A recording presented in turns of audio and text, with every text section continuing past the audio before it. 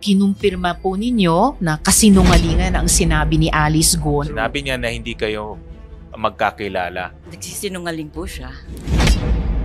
As best as you can po, yung nature ng relationship nyo kay Mayor Alice Guo. Okay, si Miss Alice Guo was a client of mine. Client on a per transaction basis, per project. I happened to register yung mga corporations na pag-aari ng family nila way back to 2012. Ngayon, ito po yung mga companies ni Alice Guo o may kinalaman si Alice Guo na lumitaw yung inyong pangalan. Nabanggit nyo na yung, for the record, no? 3Link Farms, QJJ Slaughterhouse, QJJ Smelting Plant, Siopaw Bulilits Food, Hongsheng Gaming Technology Inc., at yung West Cars na binanggit nyo rin na nakabili ng sasakyan si Alice Guo dyan sa West Cars. Kino-confirm nyo po ba na pinrocess nyo yung incorporation ng mga kumpanyang ito? Yes, because my name is indicated in all those incorporation process. Wala po ba kayong napansin na kahina-hinala? Halimbawa, dito sa Hongsheng, may kagaya ni Miss Merly na nagbebenta lang dati sa palengke, naging BPO worker. Biglang at yung tatlo pang kabaro na nagbebenta lang din sa palengke ng Concepcion, tapos biglang isinamang incorporator dun sa Hongsheng. Di nyo lang ba naisip na teka bakit ganito? Para bang may dummy incorporators? Yung sa mga other corporations niya, it's all family. Tapos nagkaroon siya ng dalawang companies na yan, yung Hongsheng at saka Yung Hongsheng, ang dealings ko dyan is, kausap ko si Alice, please incorporate. Ito yung mga detalye. Please assist si Miss Leila, yung tauhan niya, on all papers. So if I need anything, dun sa tauhan niya ako kumukuha ng information. So it's always a presumption of regularity, Your Honor. Miss Nancy, aminado kayo na kayo ang gumawa ng incorporation documents ng Zunyuan. Nagpatulong ba sa inyo si Alice Guo para dito? At may sinabi ba siya na tulungan mo ito? Nag-message siya sa akin, I need may papa-incorporate siya. Please assist. Ang reply ko sa kanya, give me all the details. Binigay sa akin, prinoses ako in a legal way. Dumaan siya sa PAGCOR, nakakuha ng endorsement. So, lumabas ang SEC certification. Noon, sabi ni Alice Guo sa amin, walk-in lang daw yung Zunyuan. So, sino yung pinapa-assist niya sa inyo? Dito sa incorporation ng Zunyuan. Yung si Miss Laila ang kausap ko. Si Miss Laila Masiklat or Laila Tulio. Nag-message sa inyo si Alice Guo at sinabi, Miss Nancy, assistehan nyo si Miss Laila para i-incorporate yung Zunyuan. Ganun po ba yon? Yes. Not the Zunyuan. Yes. It's the first Pogo company, which is the Hongsheng. Okay, for Hongsheng. Pero kanina, nung tinanong ko sa inyo yung pag-incorporate nyo sa Zunyuan, sabi nyo nga, nag-message si Alice Guo sa inyo na please assist. So doon, sa incorporation ng Zunyuan, sino yung pinapa-assist ni Mayor Alice sa inyo na ma-incorporate yan? Ang sinabi niya na pangalan, Attorney Joy. Hindi ko rin siya kilala. Sino naman daw yung Attorney Joy? As I go over, Madam Chair, on the transcript of the committee hearing on May 22, inacknowledge ni Alice na yung Attorney Joy is lawyer niya. Ito ba yung si Phil Joy Baluyot? Yes. So siya ito. Nabasa niyo pala yung transcript ng hearing namin? Yes, ma'am. I'm curious. I'm almost touched. I'm curious. Bakit niyo binasa yung transcript ng hearing? At paano niyo nabasa? Kasi I wanted to find out kung ano ba yung sinasabi ni Alice.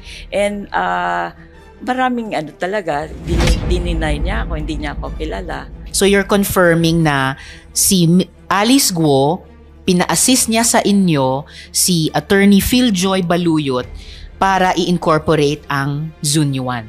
Anything I need about the incorporation of that company, refer to Attorney Joy. Kayo rin ba yung gumawa ng succeeding pang documents ng Zunyuan? Halimbawa, yung increase in authorized capital stock.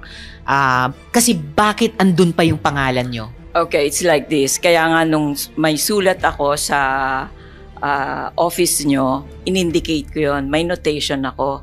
Yung 2 increases na yon, hindi ko ginawa yon. But then, they still made use sa cover sheet, andun pa rin yung lahat ng details ko. Sa initial registration kasi ng corporation, yung cover sheet is generated. So pag nag-apply ka, lalabas na lang yon, may barcode and everything. Pero pag increases ng capitalization, yung cover sheet na yon, typewritten lang yon. So, they could have used my name, all my details, parang ako pa rin ang nagparehistro nun, pero hindi ko po ginawa yon. Sino kayang gumawa lang ng typewritten cover sheet, ginamit pa rin pangalan nyo kahit hindi naman kayo yung nagpapa-increase ng authorized capital stock? Si Attorney Baluyot kaya ang gumawa nun? I think so. Kasi dun sa payment pa lang, ng filing fees for the increase, ang pangalan ng Baluyot andun din. Ang notarial niya, andun din ang pangalan niya. So, I can say na hindi ako yun.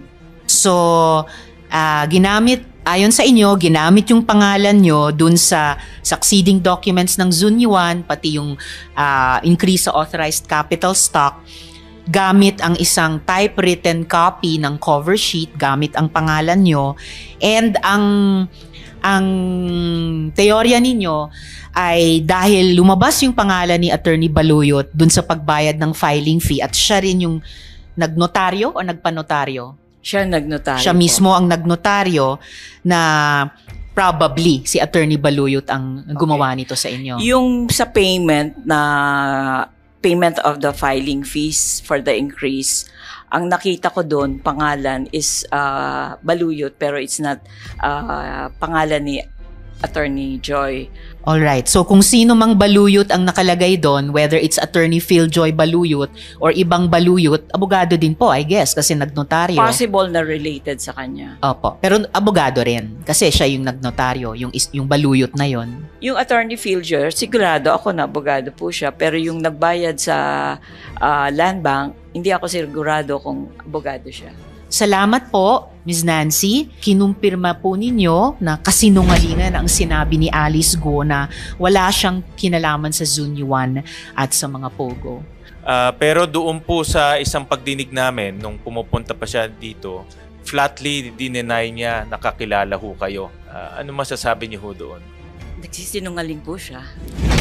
Kaya ho, napakahalaga po yung inyong presensya ho dito dahil kayo po yung nagko-connect between Alice Guo at itong dalawang na-raid na Pogo Hub. Ito yung Hongsheng Gaming Technology at Zunyuan. Dahil nung tinignan ho namin yung mga dokumento, 25 times po lumabas yung pangalan ho ninyo sa mga iba't ibang dokumento.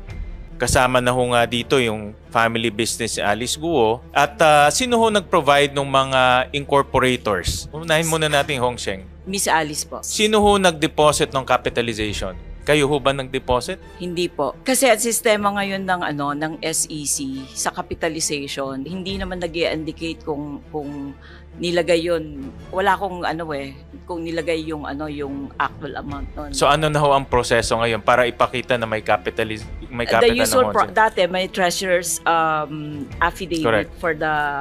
for the deposit and everything. But now with the present SEC rules, wala na pong ganon. Anong evidence na dapat ipakita sa SEC na siya ay adequately capitalized? Wala po. Okay. And sa pagkaalam nyo, sino ho si Laila ano hong relasyon ni Laila kay Alice Guo? Si Laila is assistant ni Miss Go. Punta naman ho tayo sa Zunyuan. Kanina, sino ho nagpakilala ho sa inyo sa Zunyuan? Sa Zunyuan, si Alice pa rin. Kasi sabi ko nga, ang kliyente ko lang sa Tarlac, si Alice. Okay. So whoever, kung sino man makakakilala sa akin, it's always Alice.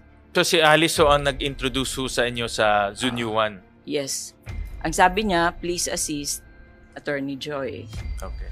And then, after that, si Attorney Phil Joy. Yes. Ang naging parang coordinator. Yes. Who gave the names ng mga Si Miss Alice incorporators. din. Si Miss Alice rin ang nagbigay sa Zunyuan. So makikita natin, active participation siya dito sa Hongsheng and Zunyuan.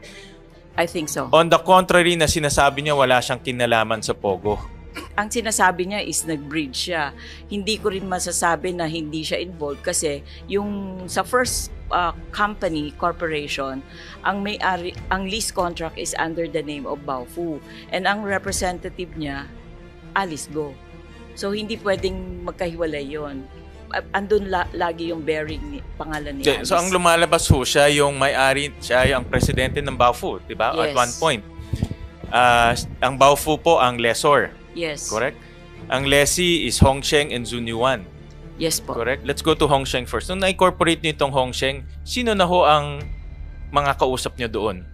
After the incorporation, when I submitted the articles of SEC Certificate of Registration, tapos na po yung serbisyo ko doon. Okay. Tapos na, So, hindi nyo na kinakausap yung wala na mga po. registered, di ba, may president, treasurer. Wala na po. Okay. Sa Zunyuan po. Ganun din po. The moment na natapos ko yung registration, deliver sa kanila, bayaran ang billing fee ko, reimbursement of expenses, tapos na ang transaction ko. Okay.